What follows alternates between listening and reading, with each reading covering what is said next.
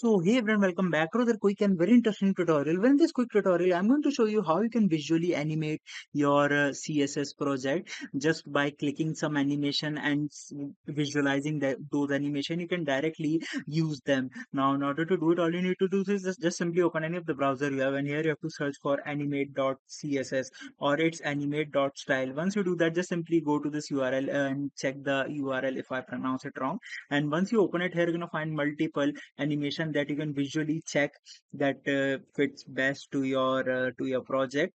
And once you are satisfied with your animation, for example, if I'm visually satisfied with this one, I can directly hit this copy icon, and the class of this particular animation will be copied to my clipboard. I can directly integrate that class to my objects in CSS or JavaScript.